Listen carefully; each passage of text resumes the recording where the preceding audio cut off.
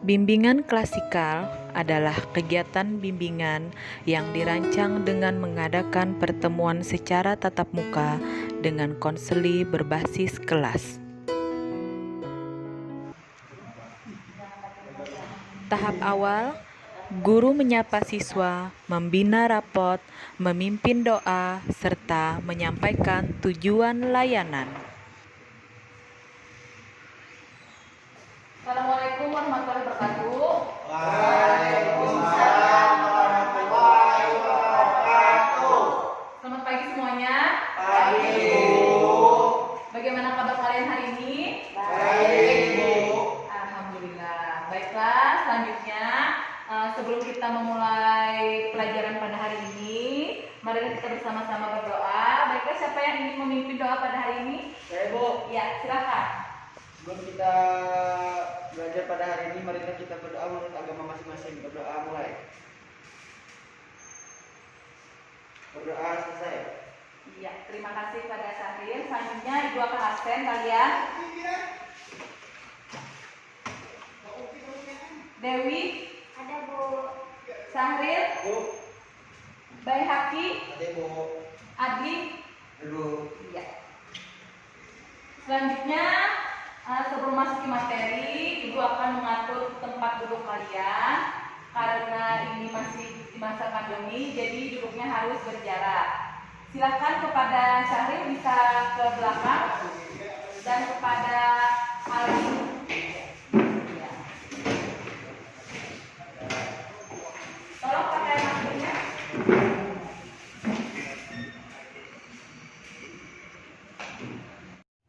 Selanjutnya, penjelasan tentang langkah-langkah kegiatan.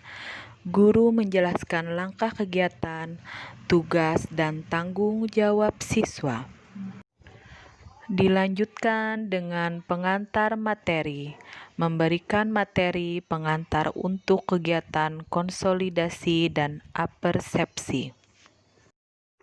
Baiklah, sebelum Ibu menyampaikan materi, terlebih dahulu Ibu akan menyampaikan tujuan dari pemberian layanan hari ini, yaitu dapat memberikan pemahaman terhadap siswa tentang kecerdasan emosi dan pengendalian diri, serta perlunya mentaati norma dan peraturan yang berlaku. Jadi pada materi hari ini kita ada 3 tahapan. Yang pertama, Ibu akan memberikan materi, selanjutnya kita akan mengadakan diskusi. Jadi kalian nanti dibagikan beberapa kelompok dan ada tugas dari Ibu nanti. Baiklah, sebelum masuk ke materi, Ibu mau menanyakan dulu kepada kalian, apa itu pengertian kecerdasan emosi atau pengendalian diri? Ayo, siapa yang tahu bisa tunjuk tangan. Saya, Bu. Menahan amarah. Ya, bagus sekali jawaban dari Syahrir. Selanjutnya, apa ada yang lagi? Saya, Bu. Ya, Kecerdasan emosi itu kayak kita tuh sabar, Boy. Kayak kita tuh kalau punya ikan, tuh, Boy. oh iya. Ya, bagus sekali jawaban dari Syahrir dan Baihaqi. Terima kasih atas jawaban kalian. Selanjutnya, di sini Ibu akan menjelaskan secara harfiah arti dari pengendalian diri atau penguasaan diri, yaitu merupakan salah satu aspek penting dalam kecerdasan emosi. Aspek ini penting sekali dalam kehidupan manusia, sebab musuh terbesar manusia itu bukan berada di luar dirinya, melainkan justru berada di dalam dirinya sendiri. Dengan demikian, kemanapun seorang itu pergi, maka orang tersebut selalu diikuti oleh musuhnya, yaitu dirinya sendiri. Pengendalian diri atau penguasaan diri merupakan aspek yang perlu dilatih sejak dini. Tidak ada aspek kemampuan untuk menguasai diri yang turun dari langit, melainkan melalui proses yang panjang dalam pengalaman hidup selama berhubungan dengan orang-orang di sekitar kita. Selanjutnya kita masuk ke materi inti, yaitu yang pertama Ibu akan menjelaskan tentang emosi. Pengertian emosi itu adalah suatu hal yang begitu saja terjadi dalam hidup Anda. Anda menganggap bahwa perasaan marah, takut, sedih, senang, benci, cinta, antusias, bosan, dan sebagainya adalah akibat dari atau hanya sekedar respon Anda terhadap berbagai peristiwa yang terjadi pada Anda. Kemampuan untuk mengenali perasaan diri sendiri kemampuan mengelola emosi dengan baik pada diri Anda sendiri dalam hubungan dengan orang lain. Tahap transisi. Guru menjelaskan kegiatan selanjutnya dan memastikan kesiapan siswa. Bagaimana sampai di sini pengertian emosi dan kecerdasan emosi? Apakah kalian sudah memahaminya? Ya, baiklah. Kalau sudah paham, apakah kalian siap melanjutkan ke materi selanjutnya? Siap. Ya, sip. Selanjutnya yaitu materi kemampuan yang menyebabkan seseorang mempunyai EQ tinggi. Kemampuan tersebut adalah yang pertama, kemampuan memahami atau mengenali emosi diri. Jadi siswa itu mampu memahami atau mengenali emosinya. Yang kedua yaitu kemampuan mengelola emosi. Yang ketiga kemampuan memotivasi diri. Yang keempat kemampuan mengenali emosi orang lain. Yang kelima kemampuan untuk membina hubungan. Jadi ini menurut Daniel Goleman. Tahap inti. Guru menyampaikan materi, mengarahkan diskusi, mengarahkan tahapan kegiatan sesuai metode atau teknik yang digunakan, mengorganisir siswa, observasi keaktifan siswa. Selanjutnya materi yaitu tentang seseorang yang secara emosi tidak cerdas. Jadi ini ciri-cirinya. Nah, yang pertama yaitu bersifat agresif, yang kedua cenderung berpikir negatif. Nah, jadi yang suka berpikir negatif ini termasuk kecerdasan emosinya kurang. Nah, yang ketiga yaitu malas dan lebih suka melakukan kegiatan untuk menyenangkan diri secara berlebihan. Yang keempat, lebih mementingkan diri sendiri atau egois. Yang kelima, tidak mampu menentukan tujuan. Yang keenam yaitu cepat cemas dan depresi. Yang ketujuh, menarik diri dari pergaulan. Yang kedelapan, suka memanfaatkan kelemahan orang lain. Yang kesembilan, tidak sopan. Yang kesepuluh, kurang percaya diri. Mengajak diskusi. Guru dapat melakukan diskusi untuk meningkatkan aktivitas siswa selama kegiatan layanan berlangsung.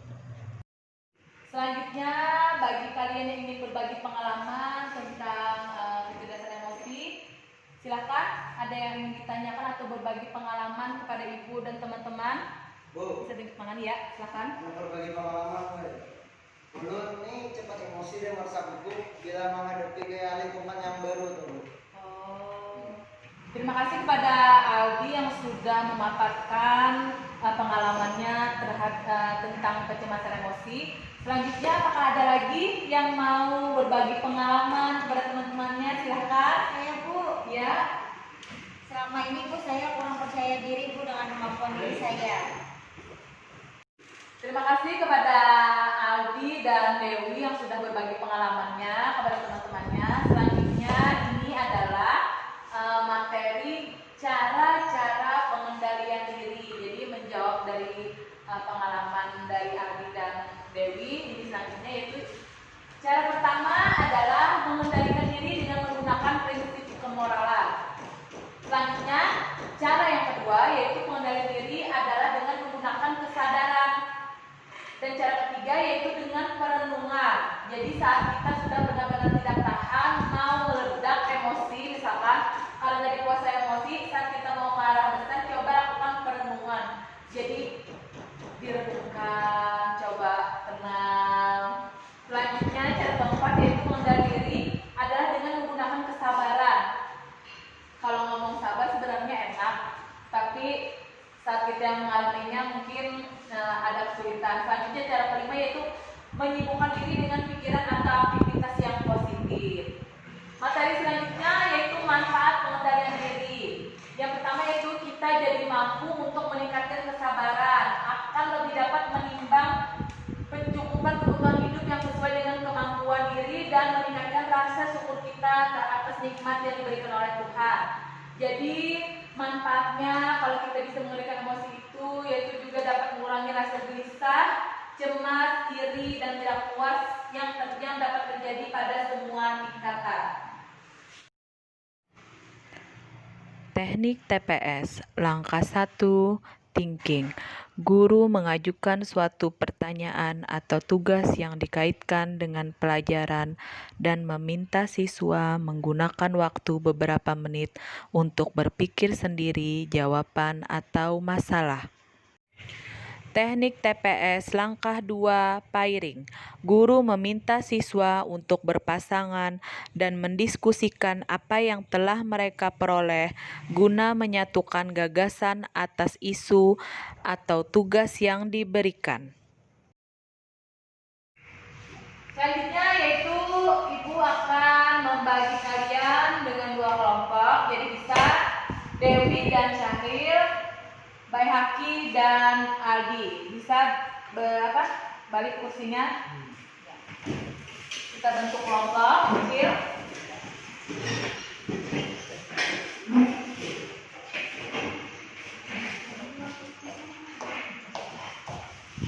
Selanjutnya kalian bisa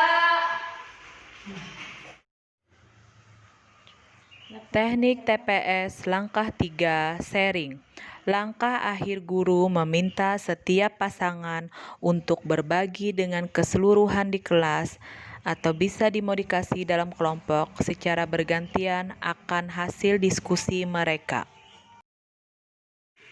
Selanjutnya kita akan melakukan diskusi, yaitu diskusikan tentang manfaat dari pengendalian diri atau kecerdasan emosi menurut pengalaman kalian. Jadi silakan diskusi. Ibu berikan waktu selama 5 menit. Jadi nanti perwakilan dari kalian bisa maju ke depan untuk mempresentasikannya. Silakan dimulai.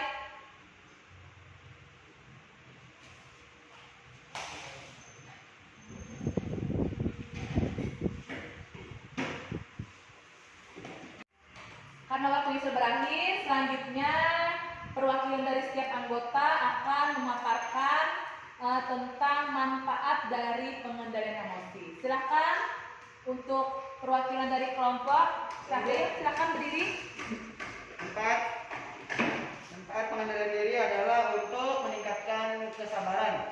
Ya, terima kasih atas paparan dari Syahril. Selanjutnya yaitu hasil diskusi dari kelompok Aldi. Silakan mewakili ya. Silakan diri. Jadi pengendalian diri itu dapat mengurangi rasa gelisah, cemas, iri dan tidak puas yang dapat terjadi pada semua tingkatan. Iya, bagus sekali jawabannya. Sangat jelas. Silakan. Evaluasi proses dan evaluasi hasil layanan bimbingan klasikal. Diskusi alhamdulillah sudah berjalan lancar. Sebelum menutup pada pembelajaran hari ini, Ibu akan memberikan beberapa pertanyaan untuk evaluasi proses pada hari ini. Ibu bagikan ya. Baiklah, silakan isi. Ibu beri waktu 5 menit.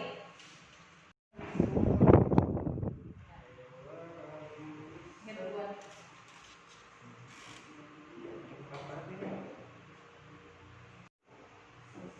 Ya, sudah 5 menit berakhir. Apakah sudah selesai semuanya?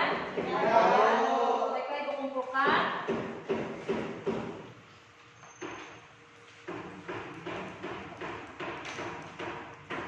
Dengan berakhirnya evaluasi tadi, maka berakhir pula pembelajaran kita hari ini.